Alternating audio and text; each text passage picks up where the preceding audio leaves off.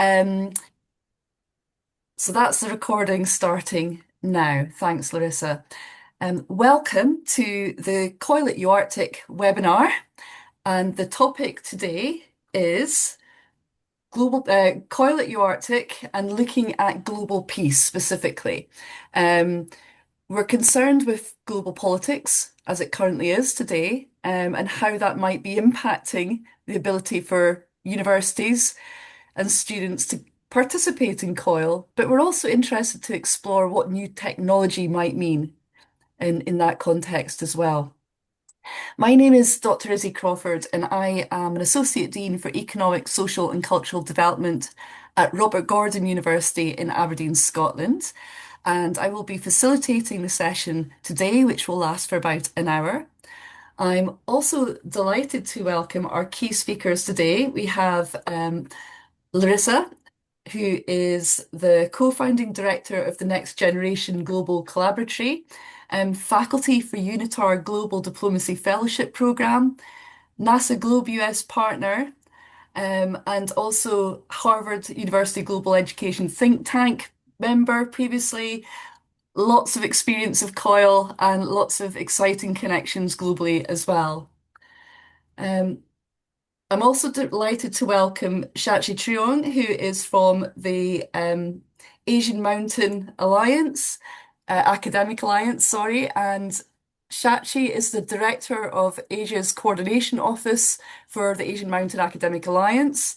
She is the director of the Office of the Executive Secretary for the Himalayan University Consortium, which is in transition, and program coordinator and secretariat lead for the Himalayan University Consortium for ICIMOD previously as well. So we are joined by very experienced professionals. Very quickly, for those of you that don't know what COIL is, it's an acronym that stands for Collaborative Online International Learning. And this is designed to enable students, wherever they are in the world, to connect together using all the online platforms that most universities and colleges now have, so post-COVID, Zoom, Teams, etc. And it allows them to work together on a set project or task, which is of interest and relevance to all the students, no matter what they might be studying or where they might be participating from. Quite often that will involve topics associated with the UN Sustainable Development Goals, big global topics which the students can tackle together. And what it does is it allows them to see different global perspectives on their discipline, on different topics, but it's also really good for developing what we call transferable skills, the kind of skills that are quite hard to acquire through textbooks at university, things like working in a team, timekeeping, leadership, creative thinking, problem solving, empathy. But it's also especially good for developing intercultural sensitivity and intercultural competence, digital skills, um, as well. So there are many reasons why we would encourage students, wherever they are, to take part. And to make it a little bit easier for anyone to do COIL, we have something called COIL at UArctic, which is a thematic network, which is part of the University of the Arctic. I've popped the web address into the chat for you so anyone can have a look. And it is a one-stop shop, everything you need to know about how to do a COIL project. And if anybody at the end of today has any questions or would like to know more about COIL at UArctic, please do reach out to me and I'd be delighted to help in any way I can. So without further ado, I'm going to hand over now to Larisa Schelkin, who is going to give us her opening statement and perspective on our topic for today. Larissa. Thank you very much, Dr. Crawford. And if this is okay with everybody, can we please address each other by first names? If this is okay across cultural divide, so to speak. So good morning, good afternoon, good evening, wherever you are. Some of you are here today live, and some of you watching this in recording. So we welcome everybody. Thank you for joining us for the COIL at UArctic Global Peace webinar. It's really a pleasure and a privilege to be here with colleagues and friends from around the world to reflect on a timely and important question: global politics and new technology. Is this the end or the beginning for COIL? We are meeting at the moment of profound global uncertainty. Geopolitics and tensions are rising. Trust across borders are fragile, and education systems everywhere are navigating rapid technological change. At the same time, we are witnessing extraordinary advances in digital platforms, in artificial intelligence, data science, remote sensing, and open educational tools, technologies that can either deepen divide or help us to build new bridges. Collaborative Online International Learning, or COIL, sits right at this intersection. COIL has never been just about connecting classrooms, as Easy said. Its core, COIL is about human connection, creating shared learning spaces where students and educators engage across cultures, disciplines, and perspectives. It offers the way to practice dialogue, empathy, and collaboration, skills that urgently needed in today's world. Yet COIL does not exist in a vacuum. It influenced by politics, access to technology, institutional priorities, and global power dynamics. So the question before us is not simply whether COIL will survive turbulent times, but how we can reimagine and strengthen it.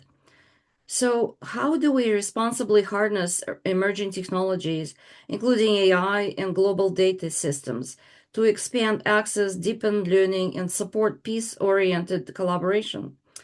And how do we ensure that COIL remains inclusive, ethical, and grounded in the shared human values? So, from my perspective and from my own experience working in global virtual education for many years, I have seen how technology enabled collaboration can literally transform learning, especially when students work together on problems such as environmental monitoring, citizen science, community based research in others. These experiences don't just build technical skills. They help young people to see themselves as global citizens and creators of knowledge. So, our conversation today is an opportunity to reflect, honestly, share insights, and imagine new pathways forward. I hope we leave not only with ideas, but renewed commitment to using COIL and new technologies as tools for understanding cooperation and global peace. So I just want to also emphasize the importance for educators and for professionals in different disciplines to really join forces. And for those of you who might not be in COIL or maybe just learning COIL just now, just would like to encourage all of you, regardless where you work, regardless of your discipline, to really pay attention to COIL, because collaboration, global collaboration, is something that we will have to be masters and mastering those skills as time goes on. So I have literally 3, 4, or 5 slides with you to share with some very short messages. So if this is okay with all of you, I will share with them with everybody as I am speaking. So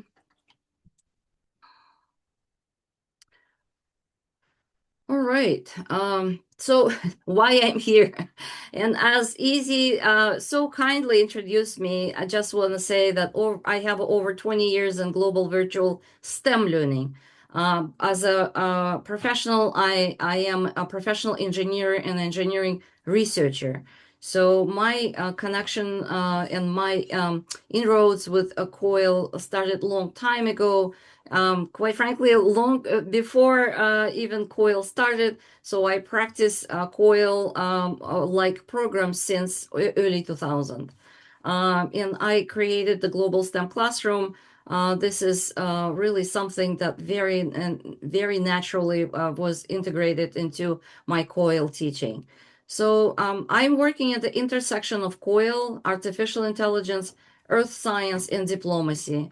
I'm privileged to be a faculty at the UNITAR. I'm privileged to work with NASA Globe. And as a professional engineering researcher, I spend 30 plus years in artificial intelligence. So finally, it just really came a full circle and it's on everybody's mind. But for me, it started more than 30 years ago with my doctoral dissertation, AI applications back then. So what are my core beliefs? Education must prepare learners to collaborate globally, and it must be happening now. So this is a turning point without any exaggeration, because we really live in a very unique time. Uh, we have to really acknowledge the rising polarization. Do we like it or not? This is the reality. And the rapid AI change and really the spread AI tools across the globe faster than we could possibly follow that. So at the same time, powerful digital tools are available. The global data becomes open global data, not every time and everywhere, but we are really heading into that direction. And remote collaboration normalized, especially since COVID. So without exaggeration, this is a COIL moment. So the central message is very simple. COIL must become a part of the core curriculum in primary schools, in secondary schools, and universities. So we really encourage to think about COIL as not an elective, as not experiential, but as foundational. And for those of you who are interested in technology, we will have more sessions and please follow the link that Easy provided for you in the chat room. We will have more meetings and more symposiums and more discussions. And we will have, I hope we will have even dedicated webinar on technology specifically for those of you who are interested in technological side of things. But a few things to mention that, of course, you pay attention to tools that allow AI translation, remote sensing, citizen science, open data. And technology must serve learning and not replace it. Again, for those of you, let us know if you're interested in learning more in technological aspect of COIL, and we can really provide you with more information or even have a special dedicated webinar through COIL at UArctic devoted to online collaborative tools. So just a very short statement about the online collaborative technologies. They have evolved from simple communication tools into the full ecosystem that enable people to learn, work, and solve problems, challenges together in real time. So the opportunities are enormous. But we still need to align pedagogy, access, and policy with the pace of technological change. As I said, as someone who joined COIL from engineering, technology, and STEM in general, it's near and dear to my heart, and I would be happy to talk about these topics anytime anyone wants. As Easy mentioned, the importance of role of COIL in sustainable development goals. And in practice, and this is my last slide, in practice, students collaborate globally on environmental monitoring. That's what I do on everyday activities, collecting real world data, remote sensing using satellite and geospatial data to understand Earth systems, data analysis and practice interpreting shared data sets, citizen science, contributing to global research through local observations, community research, connecting science to local action. Through all of these, they built scientific and technical skills, cross-cultural understanding, and began to act as informed, responsible global citizens. Thank you very much for those of you who are in COIL for many years, for those of you who are just joining COIL. It's for all of us to go together, join forces from now on. Back to you, Easy. Thank you so much, Larissa. That's a fantastic opening statement for us to give us some food for thought for today. And I'd just like to ask people if you have any questions, thoughts, observations that you'd like to share, please feel free to put them in the chat. And then when we get to the open Q&A at the end, that will give us lots of questions to work our way through as a panel. I'm now delighted to ask Shachi Truong to give us her opening statement. Shachi.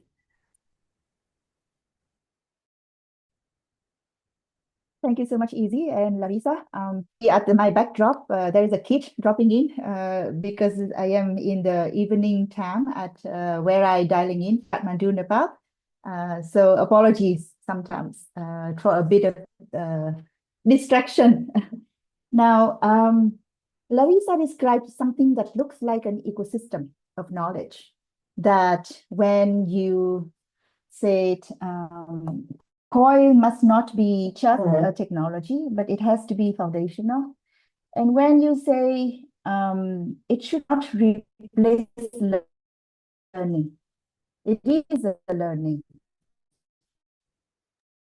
Shachi, we've lost your connection there. Now, that prompted me to think, Done. should I turn my video Yes, off? try that and see if that works better. Sometimes that means the Okay, audio works. We'll so miss your pretty face, Shachi, but sure. Sorry again, but I still can see your video. I speak from the mountains of Asia, a geography that barely appears in the COIL literature. If you do search, you wouldn't see a lot of articles or publications about COIL in Mountain of Asia. There are literatures in Japan and South Korea only. Now, this missing link, I want to suggest that the gap is not incidental. It is structural. Before we can talk about COIL for peace, we must ground beneath our feet. And yet, this is a crucial turn. Mountain communities are not simply underserved. They are underheard. The Hindu Kush Himalaya spans 8 countries: Afghanistan, Pakistan, India, Nepal, Bhutan, China, Bangladesh, and Myanmar, if you count from the west to the east. Communities here share more culture and ecological knowledge across political borders than they do with their own capital city. This is exactly the kind of cross-border knowledge exchange that COIL was invented to enable. Western peace studies, as much as COIL's peace-oriented programming, tends to define peace negatively, the absence of conflict. Asian philosophical traditions offer something far richer and far more demanding. In Sanskrit, Shanti is wholeness, radiating outward. In Buddhist and Gandhian thought, Ahimsa is active, creative, non-harm. In Confucian philosophy, He is harmony, differences held in productive relationship, not erased. In Islamic tradition, Salam is rooted in the same word as safety and completeness. In Bhutan, the conviction that prosperity must be grounded in mindfulness and harmony with nature has just taken a new form, Gelepu, which means sanctuary of virtue. The King, His Majesty the King of Bhutan, vision is to build an economy not despite of Buddhist heritage, but because of it. These 5 traditions have one convergent insight. Peace is something you practice, not merely negotiate. This is a kind of peace that collaborative learning can actually cultivate. COIL has reached 150 countries. I looked it up, and through AI, actually, I learned that 50 countries applied COIL. But its active partnerships cluster around English medium universities with reliable broadband and existing global networks. The fact that I have to switch off my video actually says a lot.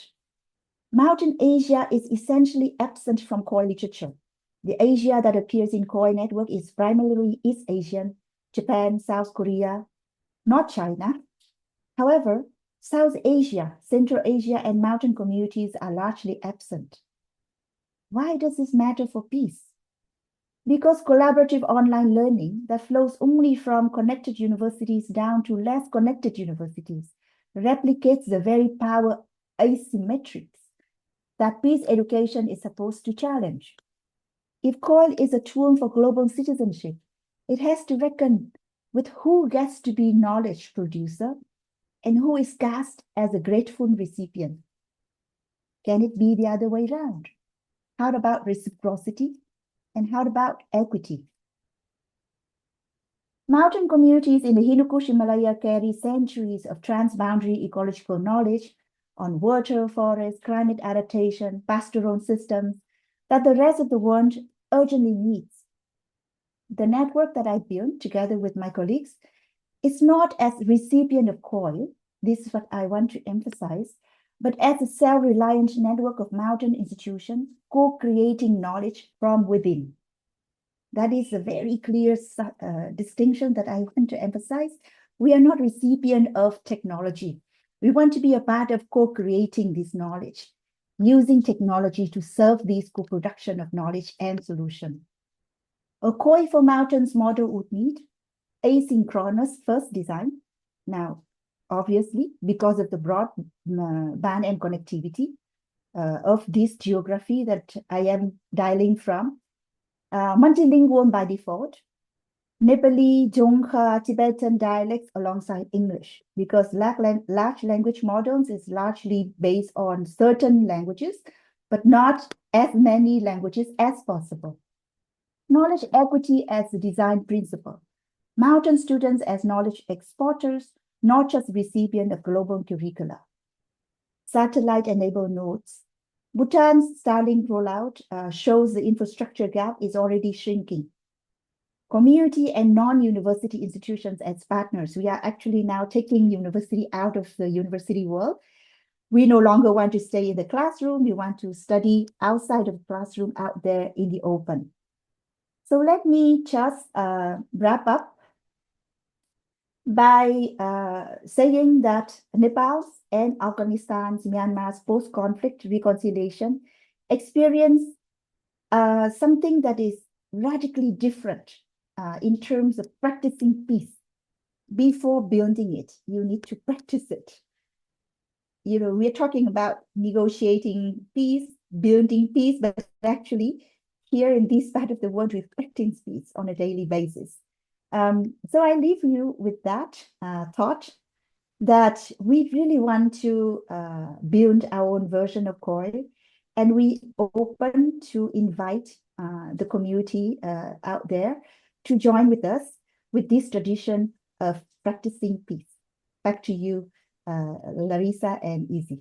Thank you so much, Shashi. That has given us some really excellent critical insights into COIL pedagogy and some of the challenges around participation in COIL and some of the things that we need to consider and think about to make it more inclusive. And I know that much of what you've mentioned there also resonates with some of the Arctic Indigenous communities that I've been working with as well for similar reasons. So this is the point in the session where we will ask questions of our panel, and they will each give an answer to the question, and then we will open up to anybody who has joined in today to ask questions, give their thoughts, share their observations, experiences, anything you like at all. At the end of the question with the panel, you can either unmute yourself, put your hand up, put a question in the chat, whatever you feel most comfortable doing. So, Larissa, first question. What made you decide to take part in this webinar? Thank you, Izzy, and thank you, Shachi, for a really very important message that you shared with us. That was beautiful.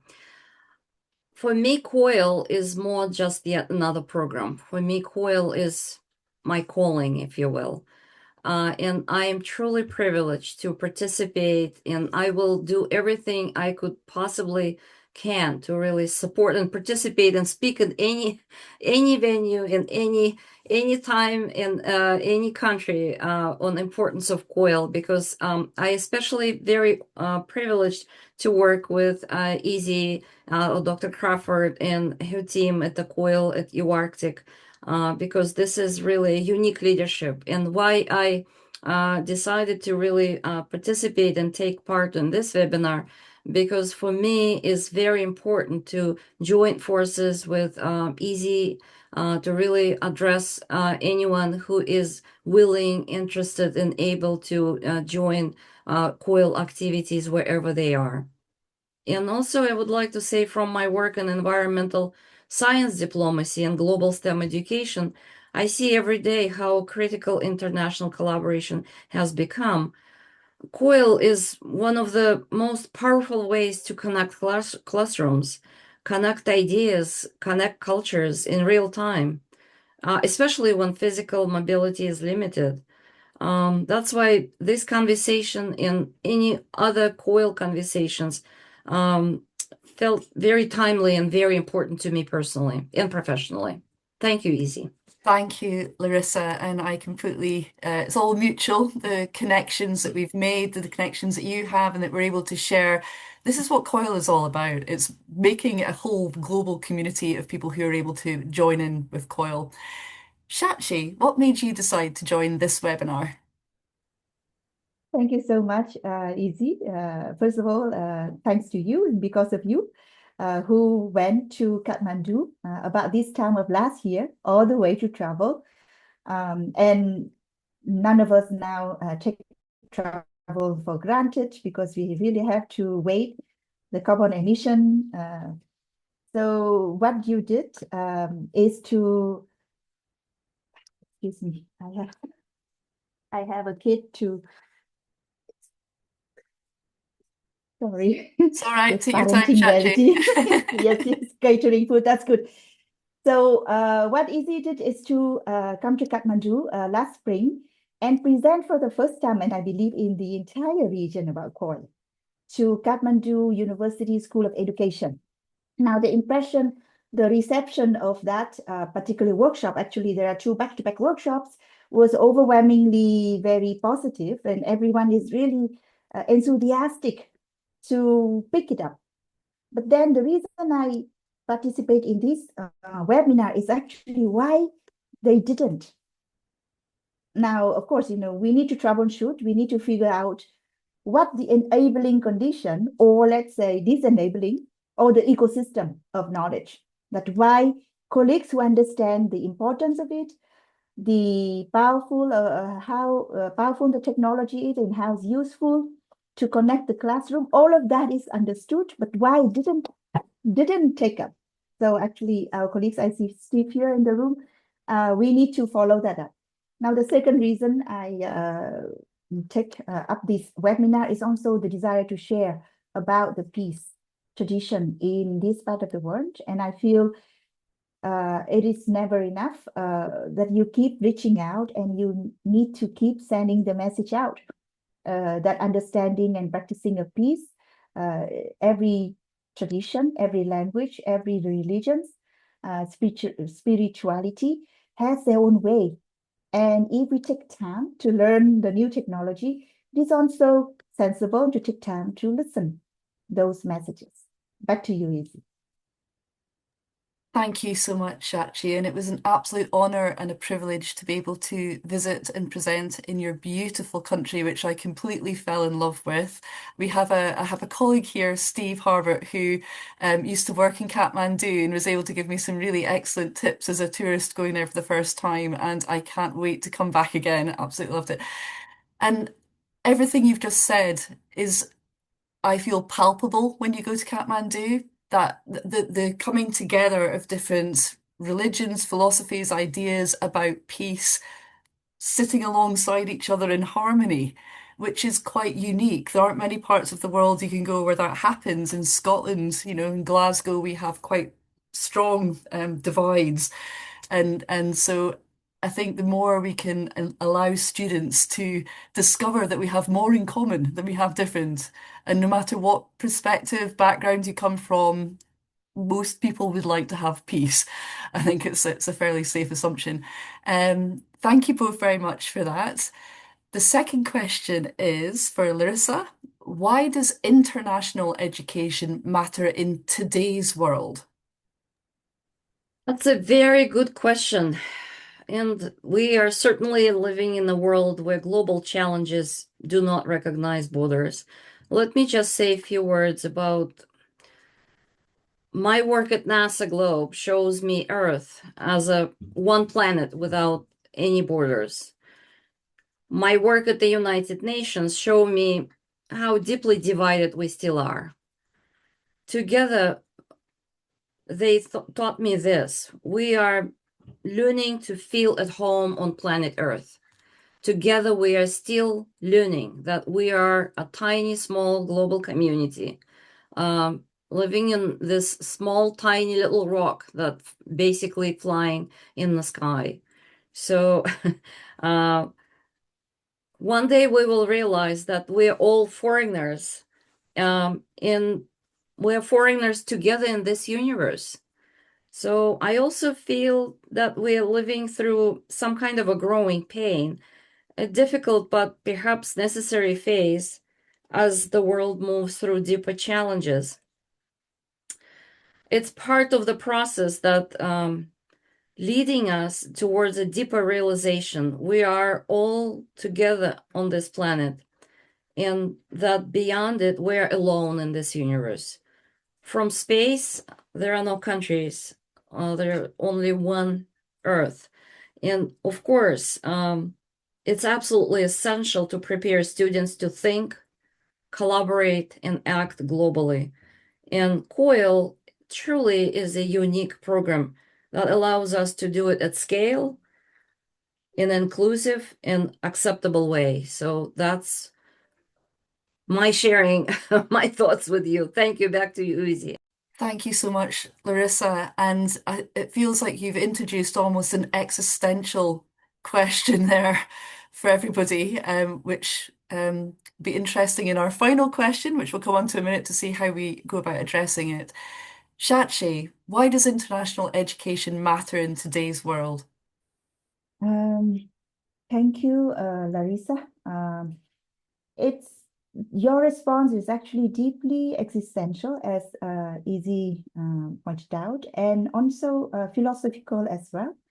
And to me, four things that when I think about international education, it reminds me intercultural understanding, global citizen competence.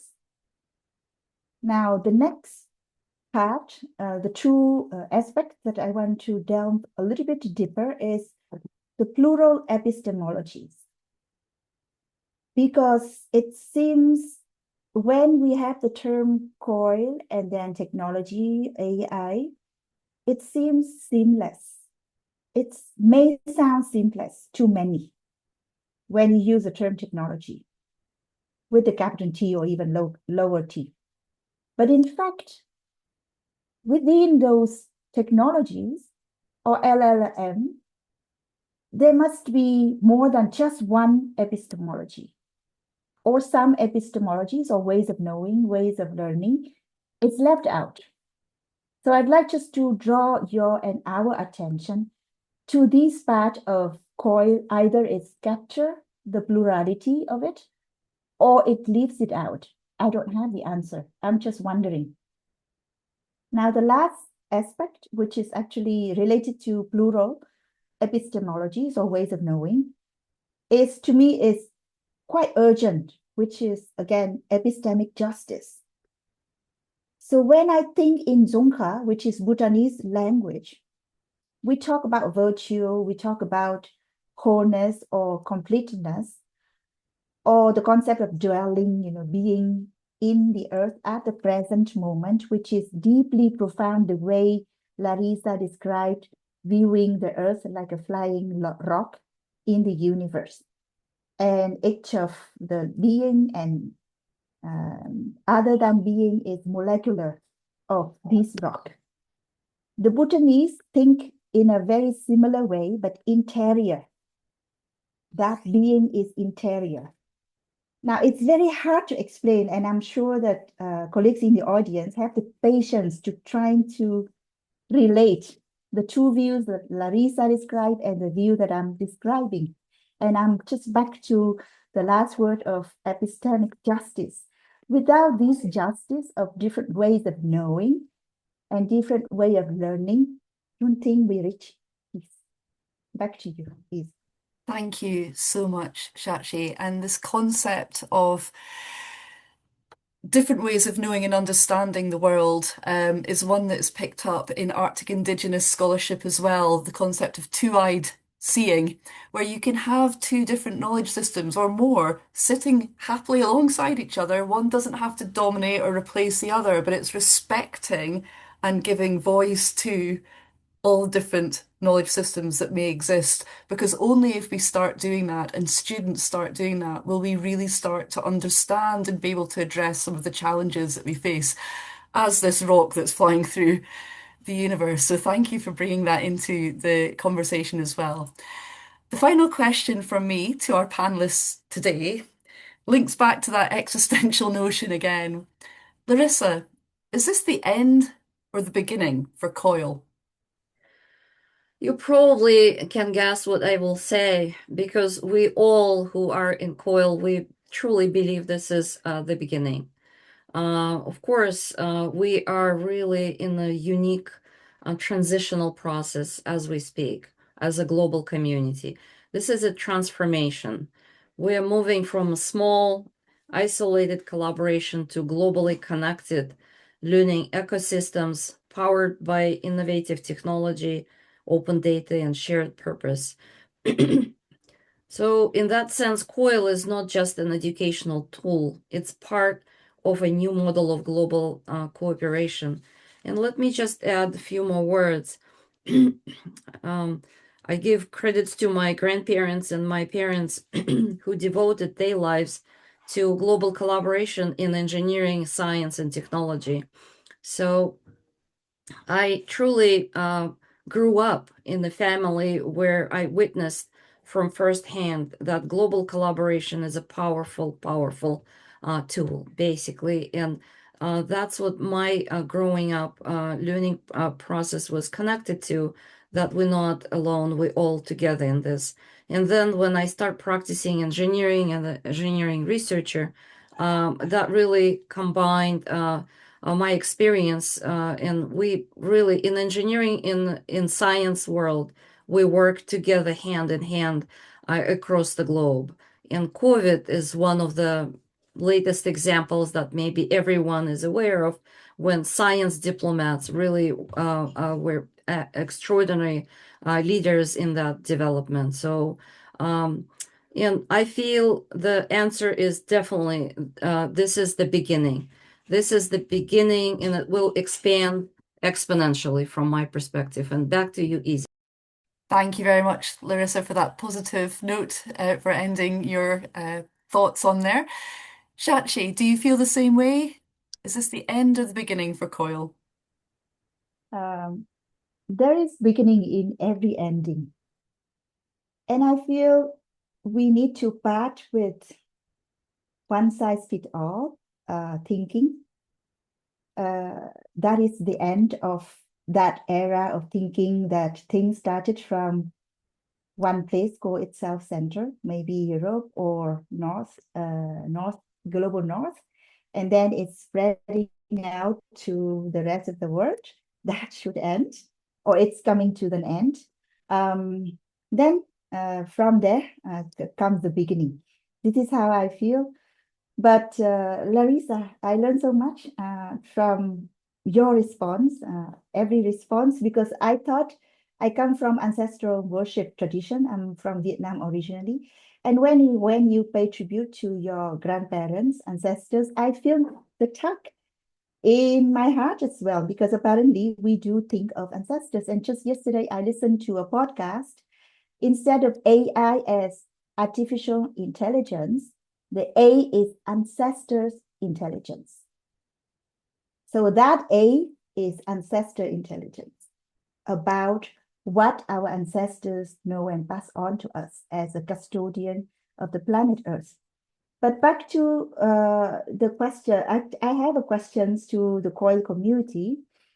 Can it be multilingual, community rooted, but at the same time, there would be offline option as well for those who couldn't participate live today, can watch and then be back to the classroom and still learn. Because I recall when I grew up, we were still having pen pal across the globe. At that time, actually, is the Cold War. So I was writing letters to Eastern Germany, fallen Soviet bloc countries instead of the rest of the world.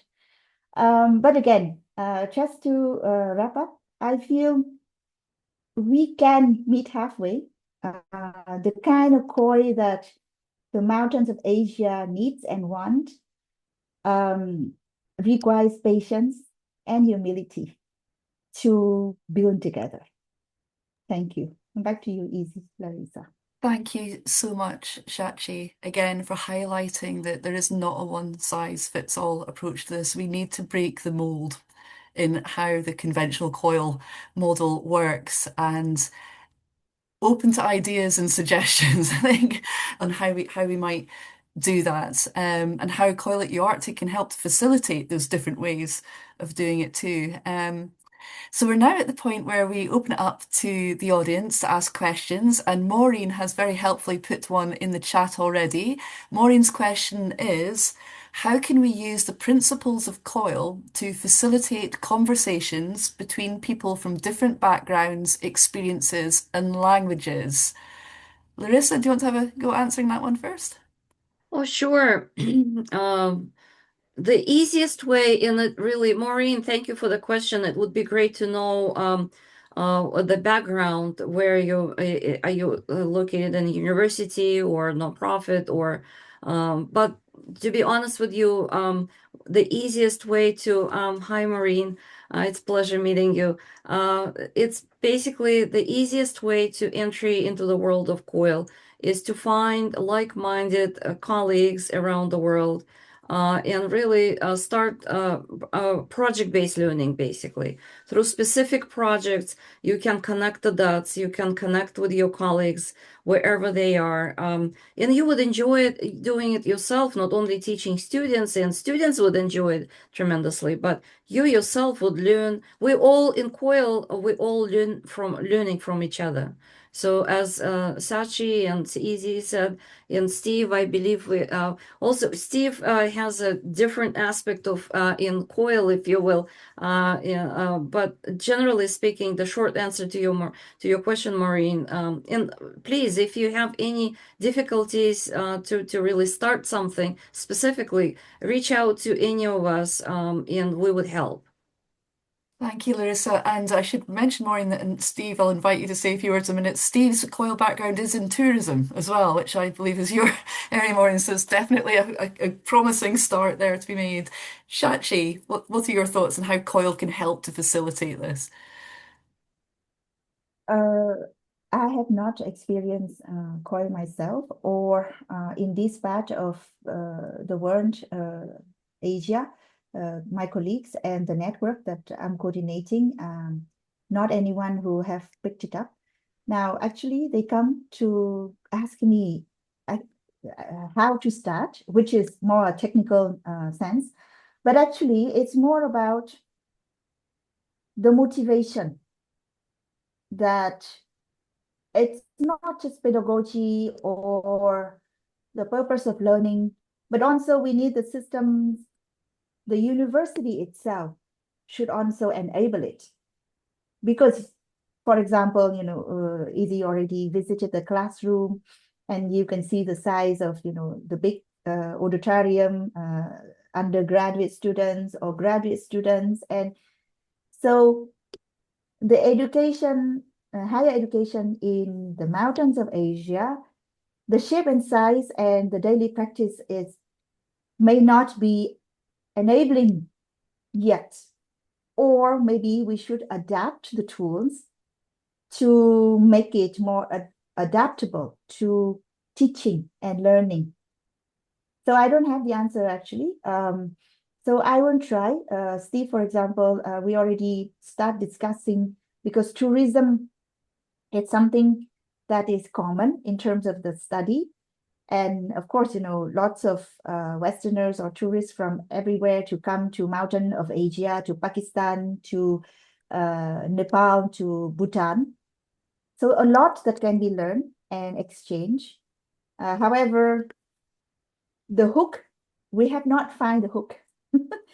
So actually, I'm still not sort of, how to kickstart one project-based learning, as Larisa said. I'm looking for colleagues from Pakistan and from Nepal. We already have to work together with Steve, for example, something that is very concrete, but we need to um, motivate them in a way, except that they understand the importance of it and the usefulness of it. But there is some nudge that we need. Thank you, Shachi. That's really helped to understand. Steve, this might be a good point for you to come in and say a little bit about the very excellent COIL project that you've been involved in and that you've just written a book chapter about, which would be relevant to Maureen and what Shachi's been saying as well about how it can help to facilitate those conversations. Thanks, Izzy. Thanks, everyone. Yeah, so I teach at RGU. I teach tourism as a subject. Maureen I've met on Orkney last year. I hope your PhD journey is going well, Maureen. So yeah, I've been involved setting up projects for my students, my tourism students, now for 4 years. My partners to date have been in Western Canada. So I've yet to kind of manage to put together a project with people from the global south, for example. The conversations have been around. That is the key. It starts with a conversation with counterparts in other universities. Really, it's about getting an understanding of their curriculum, their particular needs in terms of what they're trying to achieve with their students compared to my students. It's finding some common ground within COIL UArctic. I mean, as he's already mentioned, the SDGs can be a project around an SDG can be a really good way to bring people together because the SDGs have global coverage.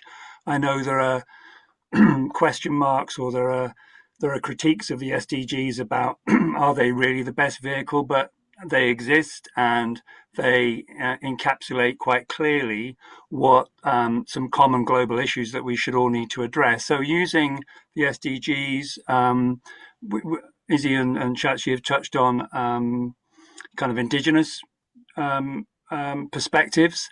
I'm yet to kind of really explore that. I've tended to go towards the SDGs. That's worked for me, but I'm very curious, and why Shachi and I have been exchanging contact is to try and engage some students that I work with students in Nepal or other areas of the Himalaya.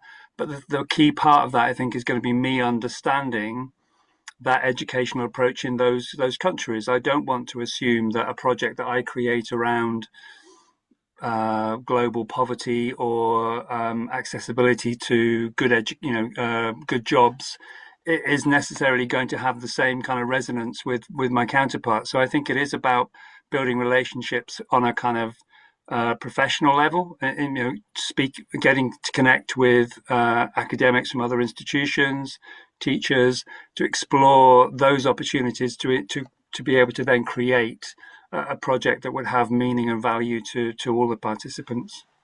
Thank you, Steve. That's really helpful. Any other questions from the Easy. Can audience? I add to what Steve just said and to what Maureen asked? For those of you who are not here live and watching and recording, I also would like to encourage you to reach out to Easy, Sachi, and myself. But generally speaking, I feel some of you might feel that we didn't answer the question how to really start in your institution and your organization. And this is not because we don't know specific steps. We do know it. And for example, if any of you interested in science aspect of a global collaboration, science diplomacy, engineering diplomacy, anything related to technology and things of that nature. And in fact, SDGs, United Nations, is in a process of the current strategic plan on SDG ends in 2030. So we are actively working on what's next after that. What is the next strategic plan for the globe to work on? How the new SDG strategic plan will look like? And all of you have a say in this process. So the fact that we didn't really specifically give you two projects or two countries, it's not because we don't have them. It's just because we have a lot. Like, to give you an example, like from NASA Globe, for example, we collaborate formally with 127 countries around the world based on the bilateral agreements between the United States and all of these 127 countries. So, and this work goes on for, I don't know, we just celebrated 30th anniversary. So there's a lot of tons of projects, tons of expertise, tons of connections.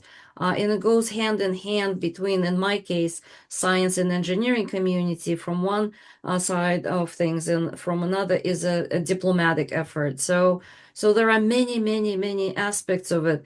And if any of you have difficulties of finding a project or connecting with colleagues in other countries, I know Easy in the COIL at UArctic community is working on really guiding people in that. Easy, do you want to say a couple words Yeah. about that effort? Um, Thank you. So I've put the link to the COIL UArctic website into the chat, and if you go to that website, you will find a one-stop shop with everything you need to create your own COIL project, including case studies, templates, testimonials. A lot of it is video-based, it's very user-friendly.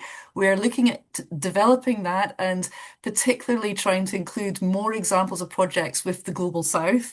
So, Shachi, if you are able to create one for your region, it would be amazing to hear more about it and share that on the COIL UArctic website so that people can understand different ways of adapting COIL to make it work in different parts of the world. Um, it's a completely welcome, open, inclusive community, and anybody that wants to take part is encouraged, actively encouraged to get in touch. And we have a section on the COIL UArctic website where you can put your own profile up of your expertise, your subject area, the timing of the kind of COIL project you'd like to do, and then you can have a look at the other profiles and potentially reach out to somebody that way.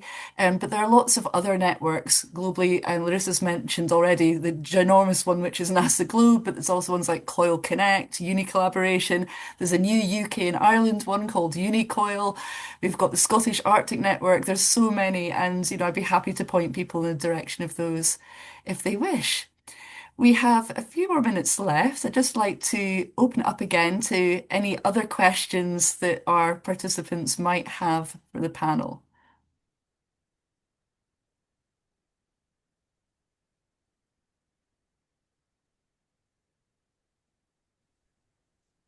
Right. It looks like people are shy a little bit. So, or maybe just many of you who are watching this live or in a recording, maybe you just start thinking about starting something like COIL in your organization, university, nonprofit, whatever, your school. Here's the question from, yes, from Bo. Yeah, go ahead. Okay, so thank you very much for this amazing session. My name is Akwa Ombo. I'm joining from Nigeria, Africa, Nigeria. Yeah? So for me, it's not basically a question. I just want to appreciate the team for putting this together. So I will assume the links to the website. So I'm going to go to the website to really understand the project and possibly see how I can also come from this part of the world. So thank you very much. Thank you. And do get back to me if there's any questions once you've had a look at the website. Happy to clarify anything or send more information. Um, Tarun's had to leave, but is saying thank you for an insightful webinar to panelists. If we have no further questions, I think we shall wrap up the seminar here. And I just want to say an enormous thank you to Larisa and Shachi for their very thought-provoking, powerful, and important observations and insights into COIL and where we go next with it. And thank you also to all the participants, particularly Maureen and Steve, for your very valuable contributions. I do hope that that connection is able to continue beyond today between Steve and Shachi and Maureen, perhaps, because it's tourism. There might be something there too, which is what this is all about, making connections. So thanks again for joining us, and we'll look forward to seeing you at the next COIL UArctic webinar. Thanks again. Bye. Thank you so much. It's Thank Thank you, you. brilliant. everyone. Thank Bye-bye. you, Easy, Bye. Larissa, Take care, everyone. everyone. Namaste. Cheers. Bye. Bye.